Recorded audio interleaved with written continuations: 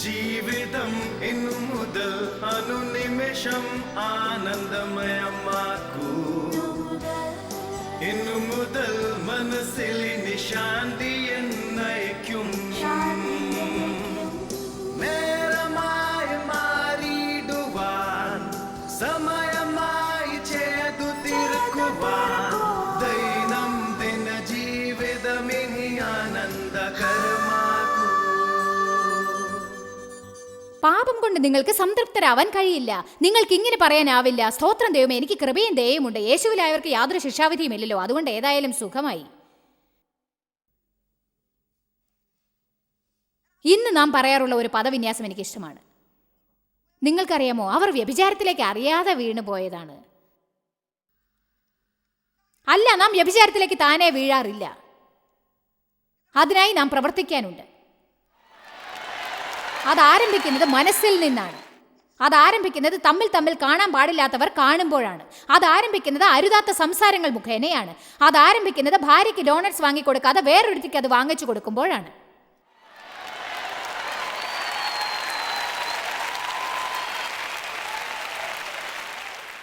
അതാരംഭിക്കുന്നത് ഒരു ക്രിസ്തീയ യുവതി ഓഫീസിൽ പോകുമ്പോൾ ഏതെങ്കിലും ഒരു പുരുഷനെ പ്രലോഭിപ്പിക്കാൻ സെക്സിയായി വസ്ത്രധാരണം ചെയ്യുമ്പോഴാണ്. അവൾ മറ്റൊന്നിനും പ്ലാൻ ചെയ്തിട്ടുണ്ടാവില്ല. അവളെ സംബന്ധിച്ച് അവരെ പ്രലോഭിപ്പിക്കുന്നത് ഒരു തമാശയായിരിക്കും. ഇല്ല, നിങ്ങളതിൽ വീഴാൻ പാടില്ല. തീ കൊണ്ട് കളിച്ചാലും ആർക്കും പൊള്ളലേൽക്കില്ലെന്ന് സാത്താൻ ജനങ്ങളെയെല്ലാം കബളിപ്പിച്ചു കൊണ്ടിരിക്കുകയാണ്.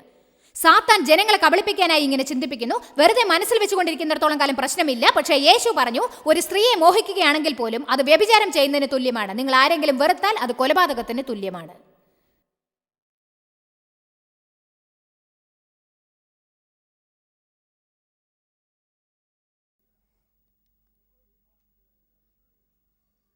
നോക്കൂ, അവർ പാപത്തിലേക്ക് വീണുപോയതാണ്.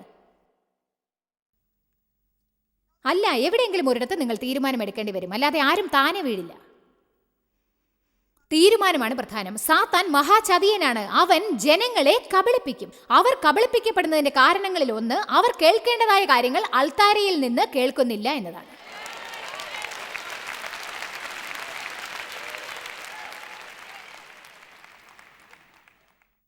യേശു കുഞ്ഞാടുകളെ എന്ന് വിളിച്ചതിനൊരു കാരണമുണ്ട്. ഈ ഭൂമിയിലെ ഏറ്റവും മണ്ടന്മാരായ മൃഗങ്ങൾ ആടുകളാണ്. ഞാൻ കളിയാക്കാനായി പറഞ്ഞതല്ല, ഞാനും നിങ്ങളെപ്പോലെ ഒരു കുഞ്ഞാടാണ്. ജനങ്ങളോട് നാം എല്ലാം പറയണം. നിങ്ങളിൽ പലരും ഇതിനെ അടുത്ത പരിധിയിലേക്ക് കൊണ്ടുപോകാനുള്ള ഉടമ്പടി എടുക്കാൻ പോവുകയാണ്.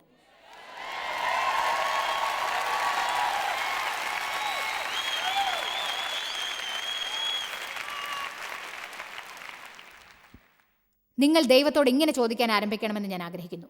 കേൾക്കാൻ എല്ലാവരും തയ്യാറാണല്ലോ? അങ്ങേ സന്തോഷിപ്പിക്കത്തക്കതായി ഞാൻ എന്താണ് ചെയ്തിരിക്കുന്നത് ദൈവമേ?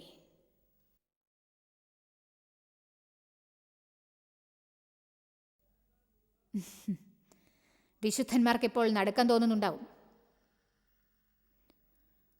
അങ്ങേ സന്തോഷിപ്പിക്കാത്തതായി എൻ്റെ ജീവിതത്തിൽ എന്താണുള്ളത് ദൈവമേ? നിങ്ങൾ വിഷമിക്കേണ്ട കാര്യമില്ല. അവൻ നിങ്ങളെ ബോധ്യപ്പെടുത്തുന്നത് എന്തായാലും നിങ്ങളുടെ കൂടെ അവനും കൂടും.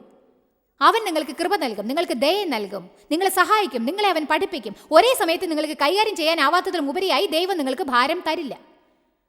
നാം എവിടെയാണെന്നത് പരിശോധിക്കാതെ എങ്ങനെയാണ് നിങ്ങൾക്ക് ജീവിതത്തിൽ ഉയരത്തിലേക്ക് കടക്കാനാവുക? ഞാനൊന്ന് പറയട്ടെ, ചുറ്റുമുള്ള മറ്റുള്ളവരെ നോക്കി അവരെ പോലെ ആവണം എന്ന് കരുതരുത്. മറ്റുള്ളവർ അതെല്ലാം ചെയ്യുന്നുണ്ടല്ലോ, അതുകൊണ്ട് എനിക്കും അത് ചെയ്യാം എന്ന് കരുതരുത്. ദൈവം നിങ്ങളോട് ചെയ്യാൻ പറയുന്നത് നിങ്ങൾ ചെയ്യണം. നിങ്ങൾ മാത്രമാണ് അങ്ങനെ ചെയ്യുന്നതെങ്കിലും അത് ചെയ്യണം.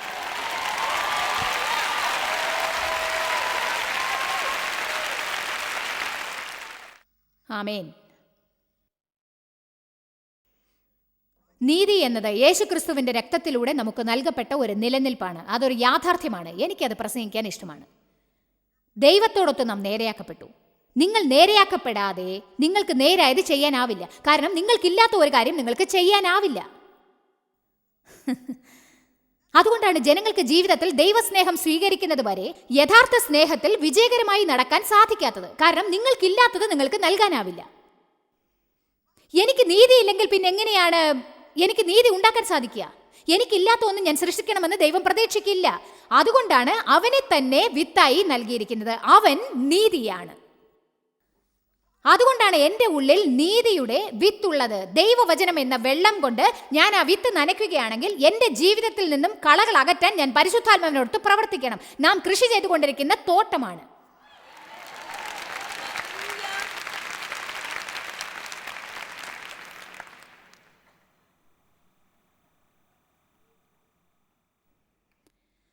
ദൈവമാണ് നമ്മുടെ തോട്ടക്കാരൻ. ഒരു മാവിൽ നിന്ന് ആപ്പിൾ പറിക്കാൻ ഞാൻ ശ്രമിക്കുകയാണെങ്കിൽ ഞാനൊരു വിഡ്ഢിയാണ്. ദൈവം തരാത്ത ഒരു കാര്യം നാം ഉൽപ്പാദിപ്പിക്കണമെന്ന് അവൻ പ്രതീക്ഷിക്കില്ല. ആമേൻ. നേരായ കാര്യങ്ങൾ ചെയ്യുന്നത് ഒരു പാരിതോഷികം തന്നെയാണ്.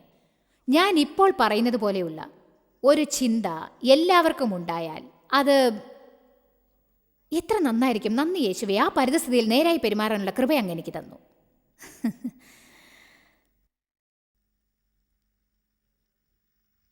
എന്നോട് നന്നായി പെരുമാറിയിട്ടില്ല, അതൊരിക്കലും ശരിയായിരുന്നില്ല എന്നെനിക്ക് തോന്നുന്നുണ്ട്. എന്നാലും അങ്ങയുടെ വചനപ്രകാരം അങ്ങാണ് എൻ്റെ നീതിപാലകൻ എന്ന് എനിക്കറിയാം. ഞാൻ എന്നെ സംരക്ഷിക്കാൻ പാടില്ലെന്നും അറിയാം. ദൈവമേ, ഒടുവിൽ ആ പരിതസ്ഥിതിയിൽ ശരിയായി പെരുമാറാനുള്ള കൃപ അങ്ങ് എനിക്ക് തന്നു.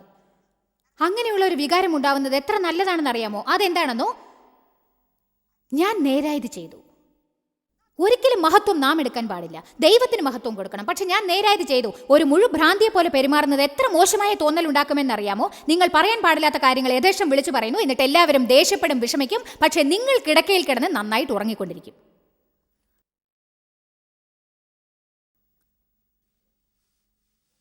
നമുക്ക് ശിക്ഷാവിധിയില്ല. ദൈവത്തോട് നമുക്ക് മാപ്പ് നൽകാൻ പ്രാർത്ഥിച്ചാൽ അവൻ മാപ്പ് തരും. എന്നാൽ ഞാൻ എന്താണ് കണ്ടുപിടിച്ചതെന്നോ, തുടക്കത്തിൽ നേരായത് ചെയ്യാൻ എനിക്ക് സമ്മതമാണെന്ന ഒരു പോയിന്റിൽ എത്തിക്കഴിഞ്ഞാൽ എൻ്റെ കാലടികൾ തെറ്റിയെന്ന് വരാം. ഇവിടെ വന്നിരിക്കുന്നവരിൽ ഒരേ മലയ്ക്ക് ചുറ്റും പല പ്രാവശ്യം ചുറ്റിക്കറങ്ങി മടുത്തു തുടങ്ങിയ പലരും ഉണ്ടായിരിക്കും എന്നെനിക്കറിയാം. ചുറ്റി ചുറ്റി ചുറ്റി ചുറ്റി ചുറ്റി ചുറ്റി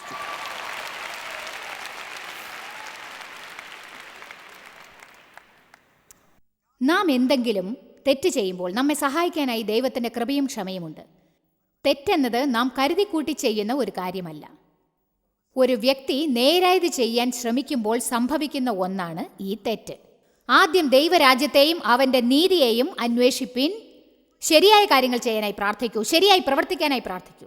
ഓരോ ദിവസവും രാവിലെ എഴുന്നേറ്റ് സമ്പൽ സമൃദ്ധിക്കായി പ്രാർത്ഥിക്കേണ്ടതില്ല, ജോലി സ്ഥലത്ത് ഉദ്യോഗക്കയറ്റത്തിനായി പ്രാർത്ഥിക്കേണ്ടതില്ല. അടുത്ത 3 ദിവസത്തിനുള്ളിൽ നിങ്ങൾക്ക് നടക്കേണ്ട 21 കാര്യങ്ങളുടെ ലിസ്റ്റ് ദൈവത്തിന് കൊടുക്കരുത്, അല്ലെങ്കിൽ നിങ്ങൾ രക്ഷിക്കപ്പെട്ടില്ലെന്ന് കരുതരുത്.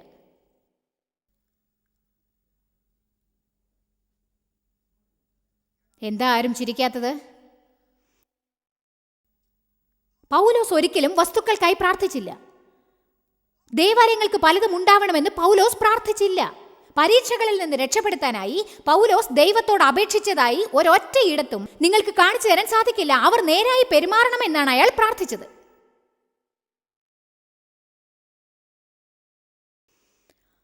എന്നോടാരും ഇന്നേവരെ ആൾത്താരയിലേക്കുള്ള വിളിയിൽ ഇങ്ങനെ പറഞ്ഞിട്ടില്ല, ജോയ്സ് എനിക്ക് ഭയങ്കര പരീക്ഷയുണ്ട്, ഞാൻ നേരായി പെരുമാറാനായി എനിക്ക് വേണ്ടി പ്രാർത്ഥിക്കണം.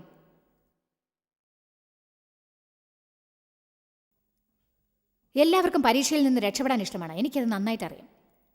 അതാണ് നമ്മുടെ ആദ്യത്തെ ആവശ്യം. എന്നെ ഇതിൽ നിന്ന് പുറത്തെടുക്കണം, ഇതിൽ നിന്ന് കരകയറ്റണം, എന്നെ പുറത്തെടുക്കൂ.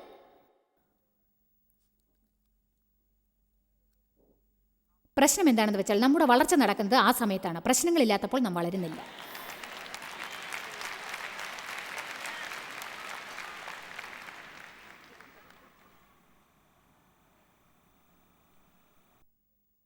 ക്രിസ്ത്യാനികൾ എന്ന് വിളിക്കുന്ന എത്ര പേരാണ്, സത്യം പറയണം, ക്രിസ്ത്യാനികൾ എന്ന് വിളിക്കുന്ന എത്ര പേരാണ് ദൈവത്തിന് മഹത്വം കൊടുക്കാനായി ദിവസവും അതിരാവിലെ എഴുന്നേൽക്കുന്നത്?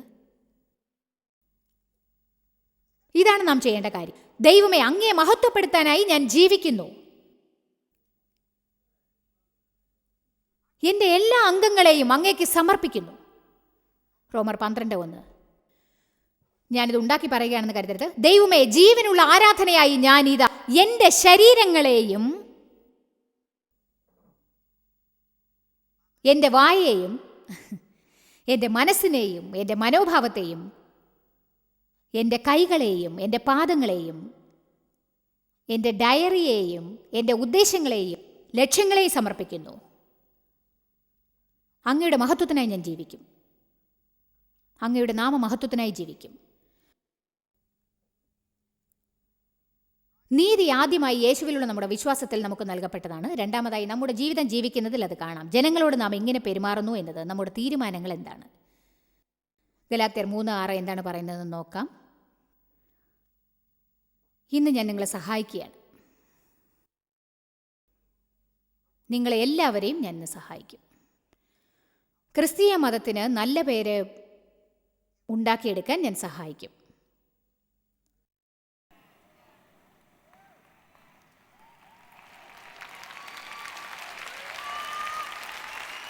ദൈവത്തിൻ്റെ ബഹുമതിയെ മെച്ചപ്പെടുത്താൻ ഞാൻ സഹായിക്കാം.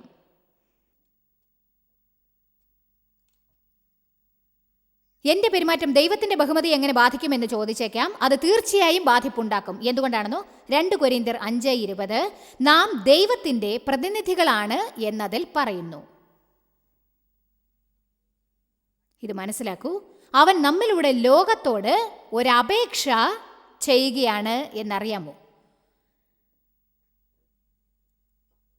ദൈവത്തിൻ്റെ പ്രതിനിധികൾ, പ്രതിനിധീകരിക്കാനായി അയക്കപ്പെട്ടവൻ. ചൈനയിൽ നിന്ന് ഇവിടെ ആരെങ്കിലും ഒരാൾ ദൂതനായി വരികയാണെങ്കിൽ, ചൈനയുടെ സംസ്കാരത്തെ പ്രതിനിധീകരിക്കാനായി ആരെങ്കിലും ഒരാൾ വന്നാലോ, ചൈനീസ് ഗവൺമെന്റിനെയും ചൈനീസ് സമ്പ്രദായങ്ങളെയും പ്രതിനിധീകരിക്കുന്ന ഒരാളെ അയക്കൂ. അവർ അതിലേറ്റവും അനുയോജ്യനായ ഒരാളെയാവും അയക്കുക. നാം സ്വർഗരാജ്യത്തിൻ്റെ ദൂതന്മാരാണ്. നാം ദൈവത്തിൻ്റെ ദൂതന്മാരാണ്. നമ്മുടെ ജോലി സ്ഥലത്തേക്കും നമ്മുടെ അയൽപക്കത്തേക്കും നമ്മുടെ ദേവാലയങ്ങളിലേക്കും ഗ്രോസറി സ്റ്റോറുകളിലേക്കും ഹൈവേയിലേക്കും ട്രാഫിക്കിലേക്കും അയച്ചിരിക്കുകയാണ്. ദൈവം എങ്ങനെയുള്ളവനാണെന്ന് ലോകത്തിന് കാണിച്ചു കൊടുക്കാൻ അയച്ചിരിക്കുന്ന ദൂതന്മാരാണ് നാം.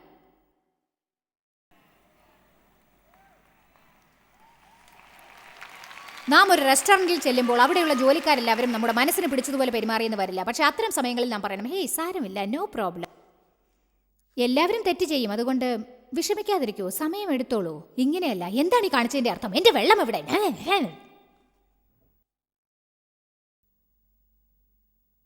ഒരു വലിയ സെമിനാറിന് ശേഷം സെൻറ്റ് ലൂയിസിലെ ഒരു റെസ്റ്റോറൻറ്റിലേക്ക് ഞങ്ങൾ എല്ലാവരും കൂടി പോയി. പോകുന്നതിന് മുൻപ് തന്നെ ഞങ്ങൾക്കുള്ള സീറ്റുകളൊക്കെ റിസർവ് ചെയ്ത് വെച്ചിരുന്നു. അവർ പറഞ്ഞു ഓക്കെ. ഞങ്ങളവിടെ എത്തിയപ്പോൾ അവർ പറഞ്ഞു ഞങ്ങൾ റിസർവേഷൻ എടുക്കാറില്ല. ഞങ്ങളാണെങ്കിൽ 12 പേരുണ്ടായിരുന്നു. എനിക്ക് ഉടനെ ഇങ്ങനെ പറയണമെന്ന് തോന്നി. പിന്നെ ഞങ്ങൾ റിസർവ് ചെയ്തപ്പോൾ എന്തുകൊണ്ട് അപ്പോൾ പറഞ്ഞില്ല എന്ന്. ഞാൻ പ്രസംഗം കഴിഞ്ഞ് ഇറങ്ങി വരികയാണെന്ന് ഓർക്കണം. നമ്മെ അടക്കാൻ ഒരു പരിശുദ്ധാത്മാവ് ഉള്ളിലുള്ളതിന് നന്ദി ദൈവമേ. എൻ്റെ ജീവിതത്തിൽ ശിക്ഷാവിധി ഓർമ്മിപ്പിക്കാനായി പരിശുദ്ധാത്മാവ് ഉള്ളതിന് നന്ദി. നാം എന്തെങ്കിലും തെറ്റ് ചെയ്താൽ അതറിയുന്ന ഒരു പരിധിയിൽ എത്തിയിട്ടുണ്ടെങ്കിൽ അതിനർത്ഥം നമുക്ക് മുന്നേറ്റമുണ്ടെന്നാണ്. കാരണം നാം ആദ്യം തുടങ്ങുമ്പോൾ തെറ്റ് ചെയ്തിരിക്കില്ല, എന്നാൽ നാം അത് അറിയില്ല. കാരണം നാം അങ്ങനെ പ്രവർത്തിച്ച് ശീലിച്ചു പോയി. നമുക്കത് പ്രശ്നമല്ല. നാം കരുതും അങ്ങനെയാണ് പ്രവർത്തിക്കേണ്ടതെന്ന്. ആരെങ്കിലും ശരിയായി പ്രവർത്തിക്കാതെ പോയാൽ അവരോട് പോവാൻ പറയണം.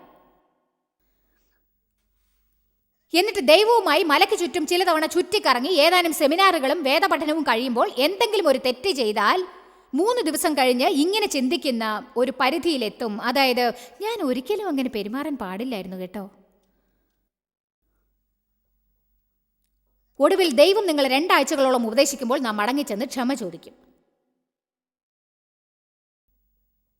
പക്ഷെ നാം ഒരു കാര്യത്തിൽ കൂടുതലായിരിക്കുമ്പോൾ, നാം എന്തെങ്കിലും തെറ്റ് ചെയ്യുമ്പോൾ അപ്പോൾ തന്നെ അത് അറിയുന്ന ഒരു പരിധിയിലെത്തും. നിങ്ങളൊരു മുന്നേറ്റം ഉണ്ടാക്കി കഴിഞ്ഞാൽ ഒരു തെറ്റ് ചെയ്യാൻ ആരംഭിക്കുന്നതിന് മുൻപ് തന്നെ ചെയ്യാൻ പോകുന്നത് തെറ്റാണെന്ന് നിങ്ങൾ അറിയും. ജഡത്തോട് വേണ്ടെന്നും ദൈവത്തോട് വേണമെന്നും പറയാൻ നിങ്ങൾ പഠിക്കും.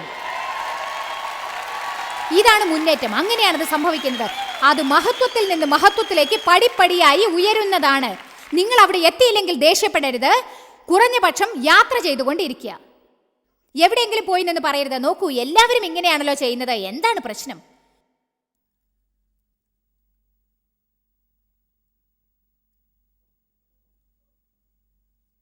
എന്റെ മനസ്സിലുള്ളത് നിങ്ങൾക്ക് മനസ്സിലായോ? എനിക്കത് അറിയണം. കാറുകളിൽ ബമ്പർ സ്റ്റിക്കേഴ്സ് ഒട്ടിച്ചുകൊണ്ടും ജീസസ് പിൻസ് കുത്തി നടന്നതുകൊണ്ടും കഴുത്തിലും വിരലിലും കുരിശടയാളങ്ങൾ ധരിച്ചതുകൊണ്ടും ജോലിക്ക് പോകുമ്പോൾ ടേപ്പ് റെക്കോർഡർ കൊണ്ടുപോകുന്നത് കൊണ്ടും ഹല്ലേലൂയ പ്രൈസ് ദി ലോർഡ് എന്ന് പറയുന്നത് കൊണ്ടും അന്യഭാഷകളിൽ സംസാരിക്കുന്നത് കൊണ്ടും ഒരു പ്രയോജനവുമില്ല. ഒരു പ്രയോജനവുമില്ല.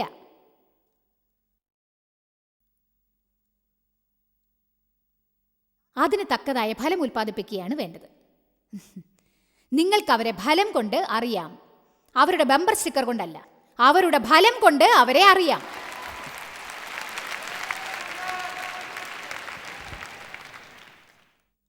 ഒരു ആപ്പിൾ മരം എല്ലാവരോടും നിലവിളിച്ച് പറയേണ്ടതില്ല, ഞാനൊരു ആപ്പിൾ മരമാണ്, ഞാനൊരു ആപ്പിൾ മരമാണ്, ഞാനൊരു ആപ്പിൾ മരമാണ്, ഞാനൊരു ആപ്പിൾ മരമാണ്, ആപ്പിൾ മരം. നിങ്ങൾ അതിലെ കടന്നു പോകുമ്പോൾ പറയും, ആപ്പിൾ, ഇതൊരു ആപ്പിൾ മരമായിരിക്കും.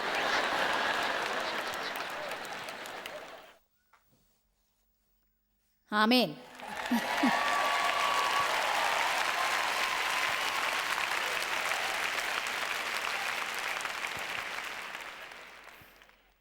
ഏതായാലും ഞങ്ങളൊരു മേശ ഒഴിഞ്ഞു കിട്ടാൻ 40 മിനിറ്റ് കാത്തു. ആഴ്ച അവസാനം മുഴുവനും പ്രസംഗിച്ച് ഞാൻ അവശനിലയിലായിരുന്നു എന്ന് ഓർക്കണം. നല്ല വിശപ്പുണ്ടായിരുന്നു. 3 ദിവസം ഈ ഷൂസും ഇട്ട് അങ്ങും ഇങ്ങും നടന്ന് പാദങ്ങൾ വേദനിച്ചിരുന്നു. എവിടെയെങ്കിലും ഇരുന്ന് ഒന്ന് ആഹാരം കഴിച്ചാൽ മതി എന്ന് തോന്നിയിരുന്നു. ഒരു കാര്യം അർജന്റായി ആവശ്യപ്പെടുമ്പോൾ അത് കിട്ടിയില്ലെങ്കിൽ നമ്മുടെ പെരുമാറ്റം എത്ര മോശമായിരിക്കുമെന്നറിയാം. നാം പുറത്തു പറഞ്ഞില്ലെങ്കിലും നമ്മുടെ ശരീരചലനം അത് അറിയിക്കും.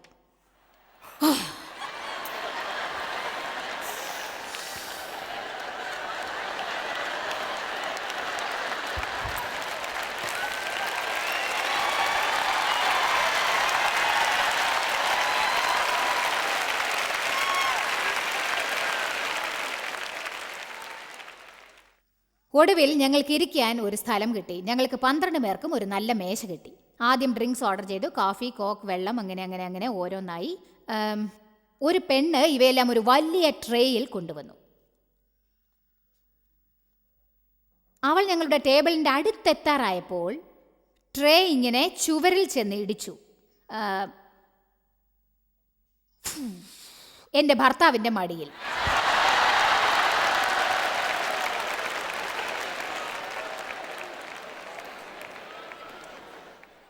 ദേവിന് ക്ഷമാശീലമുള്ളത്. ഏതായാലും നന്നായി ദൈവമേ. അദ്ദേഹം പറഞ്ഞു, പോട്ടെ കുട്ടി, ഇതൊന്നും സാരമില്ല. അവൾ പറഞ്ഞു, ഇന്ന് എൻ്റെ ആദ്യ ദിവസമാണ്, എൻ്റെ കാര്യം പ്രശ്നത്തിലാവും. ഡേവ് മാനേജർ വിളിച്ച് പറഞ്ഞു, നോക്ക്, ഇത് ഈ കുട്ടിയുടെ തെറ്റല്ല, ഇവിടെ ഭയങ്കര തിരക്കായതുകൊണ്ടാണ്. ഇവൾ കഴിയുന്നത്ര ശ്രദ്ധിച്ചിരുന്നു. എന്നിട്ട് അദ്ദേഹം സ്റ്റീക്ക് ആൻഡ് ഷേക്കിൽ ജോലി ചെയ്യുമ്പോൾ സംഭവിച്ച കാര്യങ്ങളെക്കുറിച്ച് വിസ്തരിച്ച് പറഞ്ഞു. അദ്ദേഹം ഒരു കസ്റ്റമറിന് വേണ്ടി മോൾട്ട് കൊണ്ടുവരികയായിരുന്നു. എന്നിട്ട് അദ്ദേഹം കാല് വഴുതി അയാളുടെ കാറിൻ്റെ മേൽ ചെന്ന് വീണു. ഡേവ് അവളെ ആശ്വസിപ്പിക്കുകയായിരുന്നു. അതിനുശേഷം അവൾ വീണ്ടും ഞങ്ങൾ ഓർഡർ ചെയ്ത ഡ്രിങ്ക്സും എടുത്തുകൊണ്ട് ടേബിളിൻ്റെ അടുത്തെത്തി. അവൾ ട്രെയും കൊണ്ട് വരുമ്പോൾ അവൾ കരച്ചിലിൻ്റെ വക്കത്തെത്തിയിരുന്നു. അവൾ ടേബിളിൽ ഇരിക്കുന്ന എന്നെ നോക്കി പറഞ്ഞു, നിങ്ങൾക്ക് സെർവ് ചെയ്യാൻ ആരംഭിച്ചപ്പോൾ ഞാൻ ആകെ പേടിച്ചു. കാരണം എന്താണെന്നോ, നിങ്ങൾ ആരാണെന്ന് എനിക്കറിയാം. എന്നെ അത് വളരെ നെർവസ് ആക്കി. ഞാൻ കരുതി, ഓ നന്ദി യേശുവേ, നന്ദി നന്ദി നന്ദി നന്ദി നന്ദി ദൈവമേ, ഞാൻ ദേഷ്യപ്പെടാതിരുന്നതിന് നന്ദി ദൈവമേ, നന്ദി നന്ദി നന്ദി.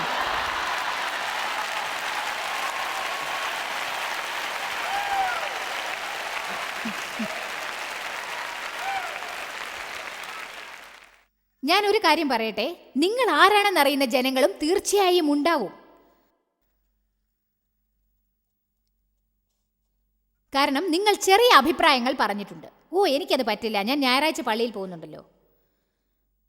അഥവാ അവർ നിങ്ങളുടെ ബമ്പർ സ്റ്റിക്കർ കണ്ടിരിക്കും. അല്ലെങ്കിൽ അവർ നിങ്ങളുടെ മേശപ്പുറത്ത് വചനങ്ങൾ വെച്ചിരിക്കുന്നത് കണ്ടിരിക്കും. അവർ നിങ്ങളെ ശ്രദ്ധിക്കുന്നില്ലെന്ന് കരുതിയോ നിങ്ങൾ?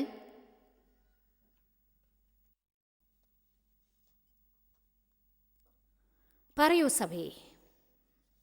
ഗലാത്യർ 3:6. അബ്രഹാം ദൈവത്തിൽ വിശ്വസിച്ചു, അത് അവന് നീതിയായി കണക്കിട്ടു എന്നെഴുതിയിരിക്കുന്നു. അത് അയാളുടെ കണക്കിൽ നീതിയായി കണക്കിട്ടു. വിശദീകരിച്ച വേദപുസ്തകം പറയുന്നു, വിശുദ്ധ ഉദ്ദേശവും ചിന്തയും പ്രവൃത്തിയും ഉറപ്പിക്കുകയായിരുന്നു എന്ന്. നാം ദൈവവുമായി നേരെയാക്കപ്പെട്ടു. യേശുവിൻ്റെ രക്തത്തിൽ കൂടി ദൈവവുമായി നാം നേരെയാക്കപ്പെട്ടു. ഇത് നമ്മുടെ ജീവിതത്തിൽ ദിവസവും പ്രവർത്തിക്കേണ്ട ഒന്നാണ്. മുന്നേറ്റത്തിനായി നാം കൂടുതൽ കൂടുതൽ കൂടുതൽ കൂടുതൽ മെച്ചമായി പ്രവർത്തിക്കേണ്ടതാണ്. ആദ്യം നാം ദൈവരാജ്യത്തെയും അവൻ്റെ നീതിയെയും അന്വേഷിക്കണം. അപ്പോൾ ബാക്കിയുള്ള കാര്യങ്ങളെല്ലാം നമുക്ക് താനെ വന്ന് ചേരുന്നതാണ്. സഭയെ, ഞാൻ ഒരു കാര്യം പറയട്ടെ. വേദപുസ്തകം പറയുന്നു, ജ്ഞാനത്തിൻ്റെ ആരംഭം ദൈവിക ഭയവും ദൈവത്തെക്കുറിച്ചുള്ള ഭീതിയുമാണെന്ന്. ദൈവത്തെക്കുറിച്ച് ഭയമില്ലാത്തവർ എല്ലാം എന്തു വേണമെങ്കിലും ചെയ്യാൻ തയ്യാറാവും. അതിനെക്കുറിച്ച് ചിന്തിക്കില്ല. ദൈവത്തെക്കുറിച്ച് ഭയമുള്ള ജനങ്ങൾ എന്ത് കാര്യവും ചെയ്യാൻ തുനിയും. പക്ഷേ ദൈവം അവരോട് പറയുന്ന കാര്യങ്ങളെ അവർ ചെയ്യൂ. കാരണം അവർ ഭയപ്പെടുന്നു. ശരിയായ വിധത്തിൽ ദൈവത്തെ അനുസരിക്കാതിരിക്കാൻ നാം ഭയപ്പെടണം. അവനെ ഭയപ്പെടുകയല്ല, ആദരിക്കുകയാണ് വേണ്ടത്. ദൈവത്തെക്കുറിച്ചുള്ള ഭയവും ഭീതിയും നമുക്ക് ഉണ്ടായിരിക്കും. നാം ദൈവത്തെ കൈകാര്യം ചെയ്തുകൊണ്ടിരിക്കുന്നു. ദൈവത്തെ പാൽക്കാരനെയോ തപാൽക്കാരനെയോ അടുത്ത വീട്ടിലുള്ളവരെയോ അല്ല. അതെ, ദൈവം നമ്മുടെ സുഹൃത്താണ്. മാത്രമല്ല, അവൻ സർവശക്തനായ ദൈവവുമാണ്. സർവശക്തനായ ദൈവം ഈ ലോകത്തിന്റെ സൃഷ്ടാവാണ്.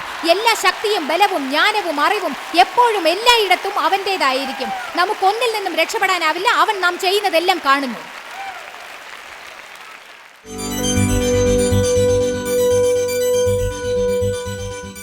ദൈവത്തോടൊത്ത് നാം എവിടെയാണ്? ദൈവവുമായി നിങ്ങൾക്ക് വ്യക്തിപരമായ ബന്ധമുണ്ടോ?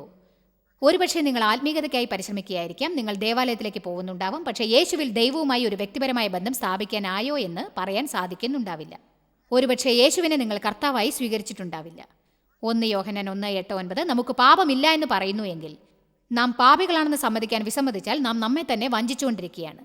സുവിശേഷം സത്യമെന്ന് വിളിക്കുന്നത് നമ്മിൽ ഇല്ലാതെയായി. അത് നമ്മുടെ ഹൃദയത്തിൽ വസിക്കുന്നില്ല. പക്ഷേ നാം പാപം ചെയ്തിരിക്കുന്നു എന്ന് വാസ്തവമായിട്ട് ഏറ്റുപറയുകയാണെങ്കിൽ, അവൻ നമ്മോട് പാപങ്ങളെ ക്ഷമിച്ച് താൻ ചെയ്ത വാഗ്ദത്തമൊന്നും നിരസിക്കാതെ നമ്മുടെ സകല അനീതികളെയും പോക്കി നമ്മുടെ നിയമത്തിനെതിരായ എല്ലാ നടപ്പിനെയും ക്ഷമിച്ച് നമ്മെ ശുദ്ധീകരിക്കാൻ തക്കവണ്ണം വിശ്വസ്തനും നീതിമാനുമാകുന്നു.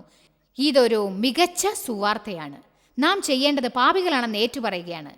നമ്മുടെ പാപങ്ങളെ സമ്മതിക്കുക, അവയിൽ നിന്ന് പിന്തിരിയാൻ സമ്മതിച്ച് ഒരു പുതിയ ജീവിതം നയിക്കാൻ പഠിക്കുക, യേശുവിനെ നമ്മുടെ ജീവിതത്തിലേക്ക് വരാൻ ക്ഷണിക്കുക, നമ്മോട് ക്ഷമിക്കാനും അവനായി ജീവിക്കാൻ സഹായിക്കാനും അപേക്ഷിക്കുക. അവനത് ചെയ്യും. ഇപ്പോൾ അതിന് നിങ്ങൾ തയ്യാറാണെങ്കിൽ ഞാനൊരു പ്രാർത്ഥന പ്രാർത്ഥിക്കുകയാണ്. നിങ്ങളും എൻ്റെ കൂടെ ഏറ്റുപറയണം. പ്രാർത്ഥനയ്ക്ക് ശേഷം സ്ക്രീനിൽ ഒരു ഫോൺ നമ്പർ എഴുതി കാണിക്കും. ആ നമ്പറിൽ ഞങ്ങളെ വിളിക്കണം. അപ്പോൾ ഞങ്ങളുടെ ഓഫീസിലുള്ള ആരെങ്കിലും നിങ്ങൾക്ക് പ്രോത്സാഹനം നൽകും. യേശുവിനോടൊത്തൊരു പുതിയ ജീവിതം ജീവിക്കാൻ നിങ്ങളെ സഹായിക്കുന്ന ഒരു പുസ്തകം നിങ്ങൾ കരസ്ഥമാക്കണം. ഇനി എന്നോടൊത്ത് പറയൂ: പിതാവേ, ഞാൻ അങ്ങയെ സ്നേഹിക്കുന്നു. യേശുവേ, ഞാൻ അങ്ങയെ വിശ്വസിക്കുന്നു. ഞാനൊരു പാപിയാണ്. എൻ്റെ പാപങ്ങളെ ക്ഷമിക്കണമേ. ഞാൻ അവയിൽ നിന്ന് പിന്തിരിയാനും ഒരു പുതിയ ജീവിതം നയിക്കാനും തയ്യാറാണ്. എനിക്ക് അങ്ങയുടെ സഹായം വേണം. എന്നോട് ക്ഷമിക്കണമേ. എൻ്റെ ഹൃദയത്തിൽ വസിച്ച് ഓരോ ദിവസവും എൻ്റെ ജീവിതം ജീവിക്കാൻ എന്നെ അങ്ങ് സഹായിക്കണമേ. ആമേൻ. ഈ പ്രാർത്ഥന വളരെ ലളിതമാണെന്ന് തോന്നാം. സത്യത്തിൽ രക്ഷ വളരെ എളുപ്പമാണ്. യേശു നമുക്ക് വേണ്ടി മരിച്ചു എന്ന് വിശ്വസിച്ചാൽ മാത്രം മതിയാവും. അവൻ മരിച്ചു ഉയർത്തെഴുന്നേറ്റ് ഇന്നും ജീവിക്കുന്നുണ്ടെന്ന് വിശ്വസിക്കണം. യേശുവിനെ നിങ്ങൾ സ്വീകരിച്ചതുകൊണ്ട് അവൻ നിങ്ങളുടെ ഹൃദയത്തിൽ വസിക്കുന്നു. അവൻ നിങ്ങൾ ജീവിക്കേണ്ട വിധത്തിൽ ജീവിക്കാൻ നിങ്ങളെ സഹായിക്കും. സ്ക്രീനിൽ കാണുന്ന നമ്പറിൽ വിളിക്കൂ. നിങ്ങളെ കൂടുതൽ സ്നേഹിക്കാനും നിങ്ങളുടെ ചോദ്യങ്ങൾക്ക് ഉത്തരം നൽകാനും ഞങ്ങളെ അനുവദിക്കൂ. ഈ പുസ്തകം നിങ്ങൾ തീർച്ചയായും വാങ്ങണം. ഞങ്ങൾ നിങ്ങളെ സ്നേഹിക്കുന്നു. ദൈവം അനുഗ്രഹിക്കട്ടെ. ദിവസവും ഈ പ്രോഗ്രാം കാണുക. കാരണം നിങ്ങൾ ദൈവവചനം ശ്രദ്ധിച്ചാൽ അത് നിങ്ങളെ ദൈവത്തിൽ വളരാൻ സഹായിക്കും. നിങ്ങൾക്കറിയില്ല, ജോയ്സ് മേയർ മിനിസ്ട്രീസിൽ നിങ്ങളും ഒരു പ്രധാന വ്യക്തിയാണ്. ഈ ലോകത്തിന്റെ നന്മയ്ക്ക് വേണ്ടി പ്രവർത്തിക്കുന്നതിൽ നിങ്ങളെ അഭിനന്ദിക്കുന്നു. മിനിസ്ട്രീസിലെ അംഗങ്ങൾക്കും സുഹൃത്തുക്കൾക്കും നന്ദി പറയുന്നു. നാം ഒത്തുചേർന്ന് വിശക്കുന്നവർക്ക് ആഹാരവും വസ്ത്രവും ലോകത്തിന് സുവിശേഷവും നൽകുന്നു. നിങ്ങളുടെ പ്രാർത്ഥന സഫലമാകാൻ, ഈ മഹാസമ്മേളനത്തെക്കുറിച്ചറിയാൻ, യേശുക്രിസ്തുവിന്റെ സ്നേഹം ലോകത്തെ അറിയിക്കാൻ, അതിന് ഞങ്ങളോടൊത്ത് പങ്കാളികളാകാൻ ഞങ്ങളുമായി ബന്ധപ്പെടൂ. അല്ലെങ്കിൽ JMMindia.org ലോഗോൺ ചെയ്യൂ.